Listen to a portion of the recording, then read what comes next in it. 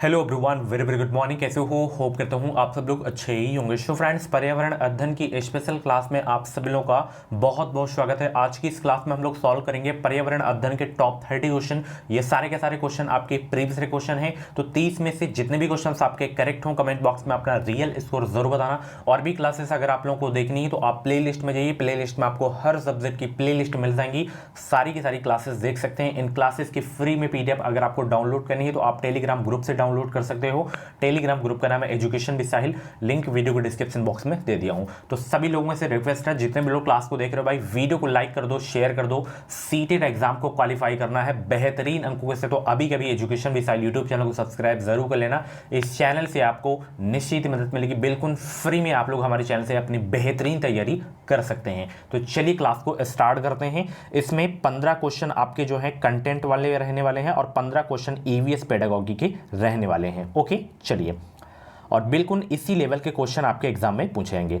पहला प्रश्न है कि दत्त कार्य के संबंध में निम्नलिखित में से कौन सा कथन सही है। चारों कथनों को पढ़ाना। देखिए यहां पे प्रश्न है कि दत्त कार्य के संबंध में निम्नलिखित में से कौन सा कथन सही है। यहां पे क्या है? पहला ऑप्शन कि दत्त कार्य अभिभावकों, भाइयों या बहनों द्वारा अपनी क्षमता के अनुसार किया जा सकता है। दूसरा क्या है कि प्रतिदिन विविधता और अभ्यास कराने के लिए जो है कक्षा कार्य और फिर गृह कार्य के रूप में दत्त कार्य देने की आवश्यकता है। तीसरा कथन क्या है कि दत्त कार्य आकलन का एकमात्र तरीका है।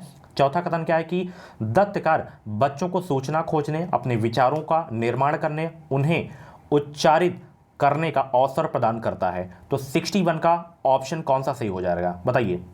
और आज से डेली आपकी क्लासेस चलेंगी बिल्कुल फ्री में, और डेली हर क्लास में कुछ ना कुछ आपको नया सीखने को जरूर मिलेगा। और जब भी आप लोग मेरी क्लास देखा करें तो आप लोग अपने पास पेन कॉपी जरूर से जरूर रखा करें, ठीक है ना। चलिए यहां पे देखना कि दत्त कार्य के संबंध में निम्नलिखित में से कौन सा कथन सही है। तो मैं बता दूं, इसका उत्तर सही है डी। अब कैसे सही है? देखिए, एक नेगेटिव टैग वर्ड होता है, एक पॉजिटिव टैग वर्ड होता है। तो यहां पे दिख रहा है आपको अवसर, तो अवसर कहीं पे भी आपको दिख जाए तो वो आपका उत्तर वही सही हो जाएगा, ठीक है ना। ये एक ट्रिक है, ओके ना। तो 61 का ऑप्शन डी करेक्ट हो जाएगा। अगर 4 ऑप्शन है, कुछ भी नहीं समझ में आ रहा है, तो जो सबसे बड़ा ऑप्शन है उसको टिक कर देना, 100% सही होगा।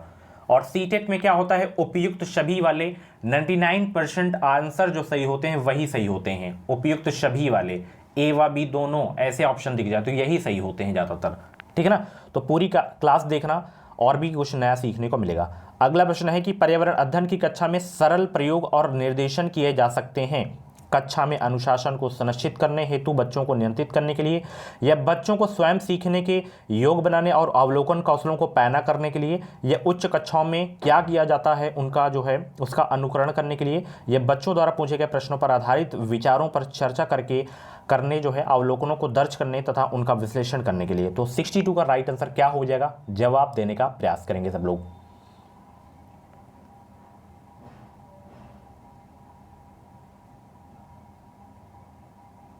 तो पर्यावरण अध्ययन की कक्षा में सरल प्रयोग और निर्देशन किए जा सकते हैं बच्चों को स्वयं सीखने के योग बनाने और अवलोकन कौशलों को पैना करने के लिए।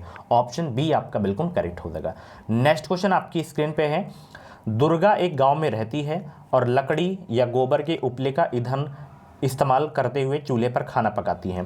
पिछले 3 महीनों से जो है उसे तेज खांसी आ रही है। इसका कारण हो सकता है कि उसकी झोपड़ी के अंदर और बाहर प्रदूषण और जो है वृद्धावस्था, या ईंधन के जलने से उत्पादित कार्बन मोनोऑक्साइड या जो है उसके श्वसन नली में जमा हो गई होगी, या जलते हुए ईंधन से उत्पादित काला धुआं जो उसके श्वसन नली में जमा हो गया होगा, या जलते हुए ईंधन के धुएं से उसे एलर्जी हो गई होगी। तो तेज खांसी जो आ रही है दुर्गा को, वो कारण क्या हो सकता है ये आपको बताना है। 63 का जवाब देने का प्रयास करेंगे सब लोग।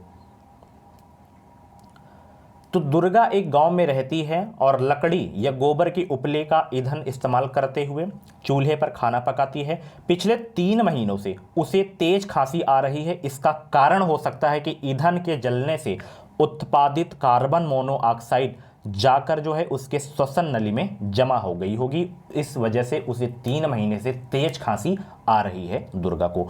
ऑप्शन यहाँ पे आपका बी वाला बिल्कुल करेक्ट हो जाएगा।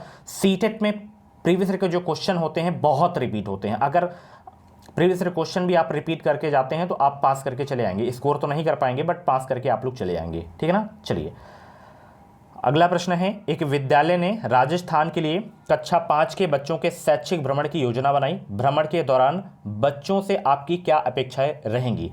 चीज़ों के बारे में बिना कोई प्रश्न पूछे सभी का अवलोकन करना चाहिए, या उन्हें आनंद उठाना चाहिए, या उन्हें ध्यान से अवलोकन करना चाहिए, टिप्पणियां दर्ज करनी चाहिए और बाकी बच्चों तथा शिक्षक के साथ उन्हें जो है अपने अवलोकनों को बांटना चाहिए। यदि उनके कोई प्रश्न हो तो उन्हें दर्ज कर लेना चाहिए और घर पहुंचने के बाद अभिभावकों से उन्हें पूछना चाहिए। तो क्या अपेक्षाएं रहेंगी? 64 का जवाब देने का प्रयास करेंगे सब लोग,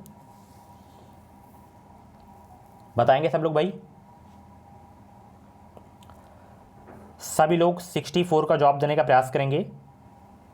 एक विद्यालय ने राजस्थान के लिए कक्षा 5 के बच्चों के शैक्षिक भ्रमण की योजना बनाई। भ्रमण के दौरान बच्चों से आपकी क्या अपेक्षाएं रहेंगी? बच्चों से हमारी जो अपेक्षाएं रहेंगी कि उन्हें ध्यान से अवलोकन करना चाहिए, टिप्पणियां दर्ज करनी चाहिए और बाकी बच्चों तथा शिक्षक के साथ उन्हें अपने जो है अवलोकनों को बांटना चाहिए। 64 का ऑप्शन सी आपका बिल्कुल करेक्ट हो जाएगा। चलिए अगला प्रश्न आपकी स्क्रीन पे है। रानी अपने घर का कूड़ा नीचे दर्शाए तरीके से दो ढेरियों में अलग करती है। एक तरफ यहाँ पे देख सकते हैं ये ढेर है, एक तरफ ये ढेर है, तो कौन सा सही हो जाएगा ये आपको बताना है। 65 का जवाब देने का प्रयास करेंगे।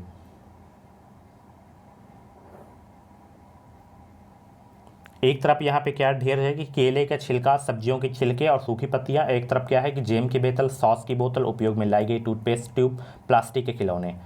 तो एक तरफ क्या है अवघटित होने वाले हैं, एक तरफ अवघटित नहीं होने वाले हैं ढेर, ठीक है ना। तो यहाँ पे आपका बी वाला बिल्कुल करेक्ट हो जाएगा, ठीक है ना। चलिए बहुत अच्छे। अगला प्रश्न वेरी इंपॉर्टेंट है कि दोपहर के भोजन अवकाश के बाद पर्यावरण अध्ययन पढ़ाते समय आप यह पाते हैं कि बच्चे पाठ में रुचि नहीं ले रहे हैं, आप क्या करेंगे? बच्चों से कहेंगे कि वे डेस्क पर सिर रखकर आराम करें? बिल्कुल नहीं कहेंगे। पाठ को रोचक बनाने के लिए बहुआयामी बुद्धि पर आधारित दृश्य श्रव्य सामग्रियों का प्रयोग करेंगे? प्रकरण को तुरंत बदल देंगे या बच्चों को बाहर मैदान में खेलने के लिए ले जाएंगे? तो क्या करेंगे आप लोग बताइए सब लोग, अगर बच्चे पाठ में रुचि नहीं ले रहे हैं, आप पढ़ा रहे हैं, तो 66 का जवाब देने का प्रयास करेंगे। तो हम बच्चों से यही कहेंगे कि पाठ को रोचक बनाने के लिए बहुआयामी बुद्धि पर जो है आधारित दृश्य श्रव्य सामग्रियों का प्रयोग करेंगे। ऑप्शन बी आपका बिल्कुल करेक्ट हो जाएगा। नेक्स्ट क्वेश्चन आपकी स्क्रीन पे है। एक चीज याद रखना कि बच्चों को आपको दंड नहीं देना है, कभी भी अपना बच्चा मानकर आपको पढ़ाना है, ठीक है ना। सीटेट पास करना है तो अपना बच्चा मान लेना बस। चलिए अगला प्रश्न है, पर्यावरण अध्ययन के शिक्षक के रूप में आप बच्चों को चिड़ियाघर ले जाने की योजना बनाते हैं। आप बच्चों को निम्नलिखित में से कौन सी गतिविधि करने की अनुमति नहीं देंगे?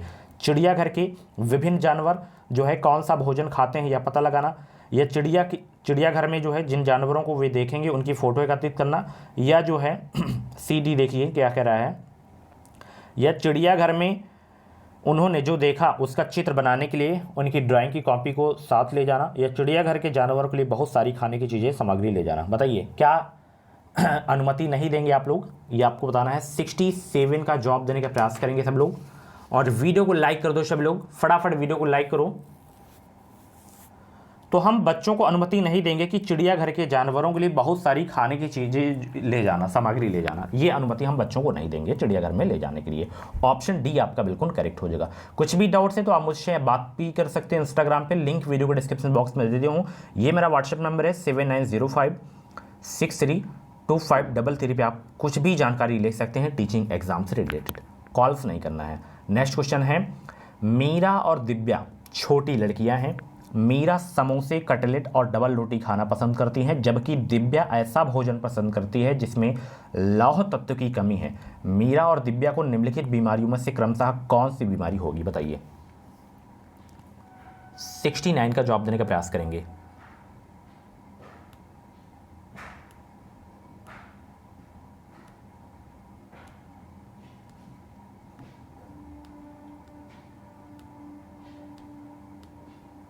सभी लोग जवाब देने का प्रयास करेंगे। एक क्वेश्चन आई थिंक यहाँ पे स्किप हो गया क्या? यहाँ पे 60 आपका कौन सा था? 67 के बाद 68 आना चाहिए, डायरेक्ट यहाँ पे 69 हो गया है। इट्स ओके, लास्ट में क्वेश्चन में वो करवा दूंगा, कवर करा दूंगा।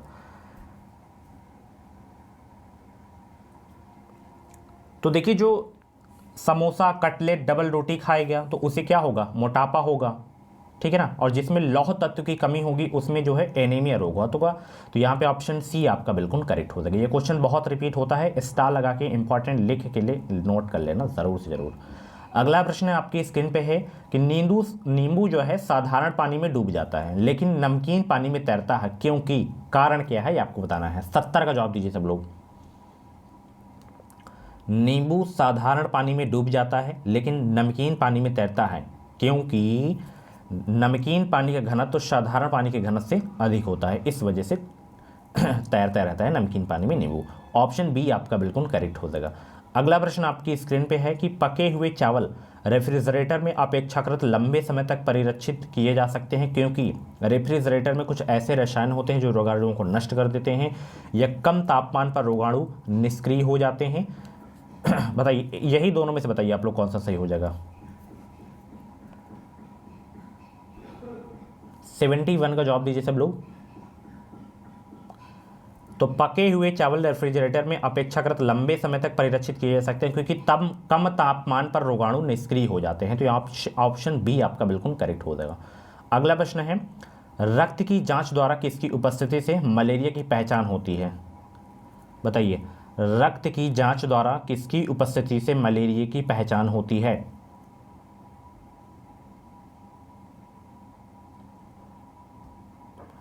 प्लाज्मोडियम से होती है, यानी कि लाल रक्त कोशिकाओं में मलेरिया परजीवी से होती है। ऑप्शन बी ए आपका बिल्कुल करेक्ट हो जाएगा। आप लोग वीडियो को लाइक नहीं कर रहे हो, फटाफट वीडियो को लाइक कर दो। चलिए अगला प्रश्न है कि पर्यावरण अध्ययन की कक्षा में अवधारणाओं को स्पष्ट करने के लिए कविताओं और कहानी कथन का प्रयोग करना क्या कहलाता है। बताइए सब लोग।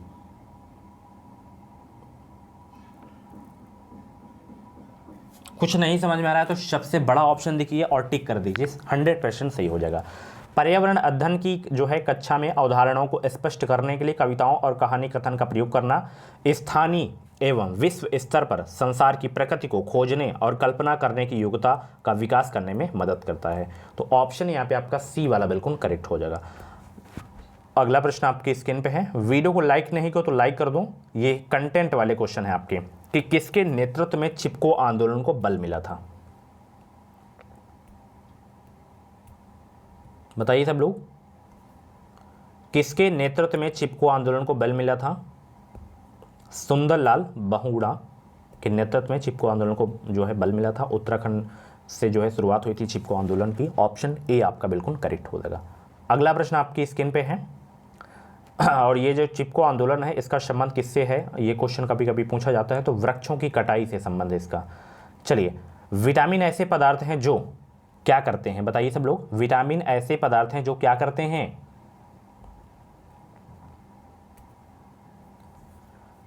सभी लोगों से रिक्वेस्ट है भाई, जितने भी लोग वीडियो को देख रहे हो वीडियो को लाइक ज़रूर कर दिया करो। लाइक करने से कुछ नहीं, मोटिवेशन मिलता है और भी आप लोगों के प्रति मेहनत करने का मन करता है। विटामिन ऐसे पदार्थ हैं जो हीनता जन्य रोगों से बचाव के लिए थोड़ी मात्रा में आवश्यक हैं। तो ऑप्शन डी आपका बिल्कुल करेक्ट हो जाएगा। ग्रामीण क्षेत्रों में गाय के गोबर में झोपड़ी की दीवारों और फर्श को लीपा जाता है, उन्हें किसके लिए। कीटों को दूर रखने के लिए, चिकना और साफ बनाने के लिए, खुरदरा बनाकर घर्षण बनाने के लिए, फर्श को प्राकृतिक रंग देने के लिए। किस लिए जो दीवार होती हैं, फर्श होती हैं, गाय के गोबर से या भैंस के गोबर से जो है लीपे जाते हैं या पोते जाते हैं। किस लिए पोते जाते हैं।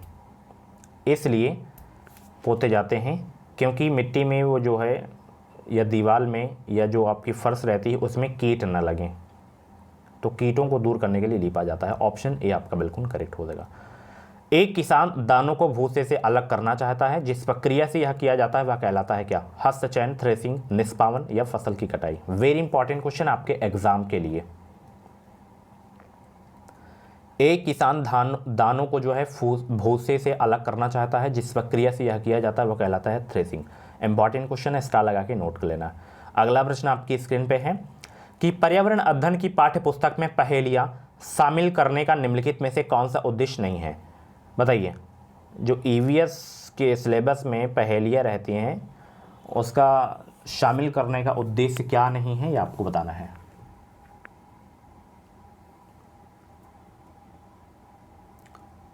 बहुत अच्छे भाई, सभी लोग जवाब देने का प्रयास करेंगे। तो यहाँ पे ऑप्शन डी आपका बिल्कुल करेक्ट हो जाएगा। बच्चों के मस्तिष्क को भ्रमित करना और उन्हें इस भ्रम का आनंद उठाने देना, यही जो है इसका उद्देश्य नहीं है। ओके ना, 78 का ऑप्शन डी करेक्ट हो जाएगा। नेक्स्ट क्वेश्चन आपकी स्क्रीन पे है। पर्यावरण अध्ययन की जो है कक्षा में बच्चों के व्यक्तिगत अनुभवों को महत्व देना शिक्षक को जो है लाभ पहुंचाता है। विमर्श को बच्चों के अनुभव संसार से जोड़ने और विमर्श व सीखने को बढ़ावा देने में ये लाभ पहुंचाता है शिक्षक को। ऑप्शन डी आपका बिल्कुल करेक्ट हो जाएगा। अगला प्रश्न है, मानचित्र पढ़ने के लिए आवश्यक कौशल में शामिल है क्या? मानचित्र पढ़ने के लिए आवश्यक कौशल में शामिल है,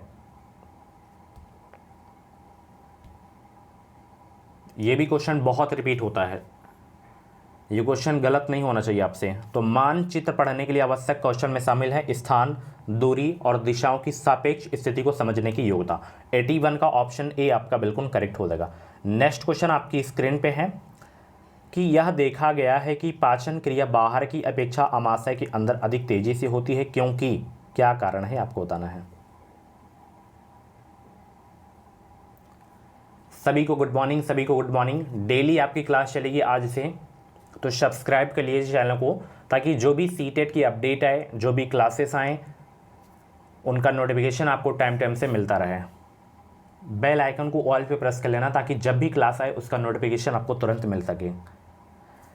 तो यह देखा गया है कि पाचन क्रिया बाहर की अपेक्षा आमाशय के अंदर अधिक तेजी से होती है, क्योंकि आमाशय के अंदर भोजन का मंथन होता रहता है, जिससे उनकी सतह का क्षेत्रफल बढ़ जाता है और एंजाइमों की क्रिया तेज हो जाती है।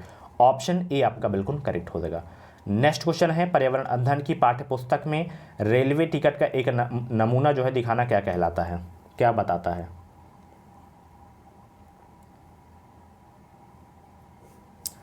पर्यावरण अध्ययन की पाठ्यपुस्तक में रेलवे टिकट का एक नमूना जो है दिखाता है, बच्चों को वास्तविक जानकारी से अंतःक्रिया करने का अवसर देता है, साथ ही अवलोकन की कुशलता का विकास करता है। ऑप्शन ए आपका बिल्कुल करेक्ट हो जाएगा। अगला प्रश्न आपकी स्क्रीन पे है कि निम्नलिखित कथनों में से कौन सा प्राथमिक स्तर पर पर्यावरण अध्ययन पढ़ाने का उद्देश्य नहीं है? बताइए, निम्नलिखित कथनों में से कौन सा प्राथमिक स्तर पर पर्यावरण अध्ययन पढ़ाने का उद्देश्य नहीं है? 84 का जवाब दीजिए सब लोग भाई। और वीडियो को जितने भी लोग लाइक नहीं किए लाइक कर दो सभी लोग, फटाफट वीडियो को लाइक करो। चलिए लाइक कर दो सभी लोग भाई, फटाफट वीडियो को लाइक कर दो। 84 का जवाब दीजिए सब लोग।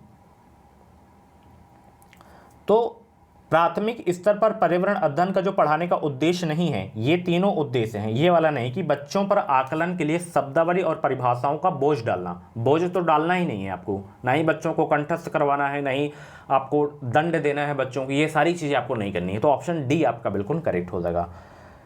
देखिए सीटेट में प्रश्नों को कम से कम 2 बार आप लोग पढ़ना अच्छे से, खासकर पेडागॉगी वाले जो क्वेश्चन होते हैं 2 बार तो जरूर पढ़ना, और ऑप्शन चारों चेक करना आप लोग। जल्दबाजी में आप लोग नहीं कि पहला दिखा तुरंत टिक, प्रश्न को 2 बार पढ़ना और ऑप्शन को चारों को चेक करना अच्छे से, बिल्कुल कॉन्सेंट्रेट होकर, ठीक है ना। चलिए 85 को जवाब दीजिए। अब जैसे ये आपका कंटेंट वाला क्वेश्चन है, तो इसको आप जल्दबाजी में भी कर सकते हैं, क्योंकि इसके सॉलिड क्वेश्चन होते हैं, सॉलिड आंसर होते हैं, एक ही लाइन में होते हैं। भैंस की पीठ पर अक्सर बगुला पक्षी बैठा दिखाई देता है।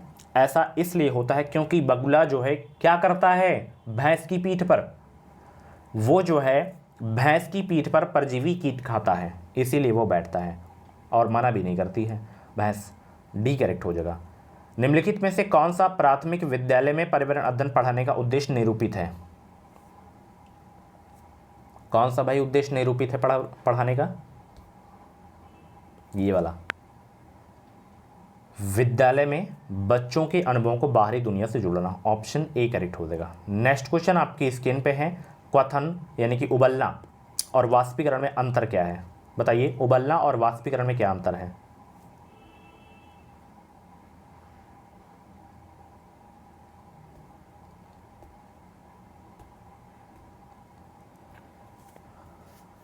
तो देखना, जो वाष्पीकरण होता है, वाष्पीकरण किसी भी तापमान पर हो सकता है, जबकि जो क्वथन होता है वो किसी भी मतलब तापमान पर नहीं हो सकता है। उसके लिए कम से कम 100 डिग्री सेल्सियस तो होना चाहिए तापमान। तो यहाँ पे ऑप्शन सी करेक्ट हो जाएगा। नेक्स्ट क्वेश्चन आपकी स्क्रीन पे है, एक पुरुष जिसका ब्लड ग्रुप ओ है और एक जो है ए रक्त समूह वाली स्त्री से शादी करता है, उसके पहले बच्चे के रक्त समूह ओ होने की संभावना कितने % है? ये क्वेश्चन मैं करवा दूंगा, परसेंट वाला जो क्वेश्चन है, ब्लड ग्रुप वाला स्पेशल क्वेश्चन पूछे जाते हैं इससे। तो 50% जो है ओ ब्लड ग्रुप होने की संभावना है। अगला प्रश्न देखिए यहाँ पे, टूटता तारा क्या है जिसे उल्का के नाम से जानते हैं?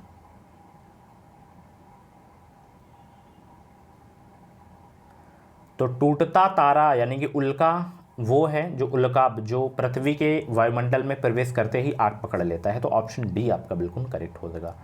लास्ट क्वेश्चन, प्राथमिक स्तर पर आकलन में शामिल होना चाहिए क्या?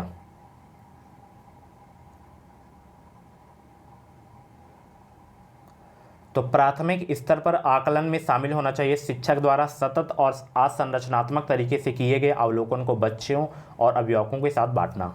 ऑप्शन बी करेक्ट हो जाएगा। सो फ्रेंड्स, ये थी आज की जो है ईवीएस की क्लास। कैसी रही क्लास कमेंट बॉक्स में अपना फीडबैक ज़रूर देना।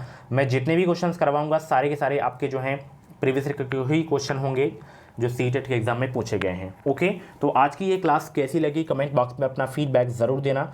ऐसी ही डेली क्लासेस देखने के लिए एजुकेशन मिसाइल यूट्यूब चैनल को सब्सक्राइब करके बगल में बेल आइकन को ऑल पे प्रेस कर लेना, ताकि जो भी अपडेट है सीटेट की, यूपी टेट की, टीचिंग एग्जाम की, वो अपडेट आपको सबसे पहले हमारे चैनल के माध्यम से मिल सके। चलिए, क्लास कैसी लगी एक फीडबैक ज़रूर लिखना। Thanks for watching, bye bye, take care, मिलते हैं अगली वीडियो पे।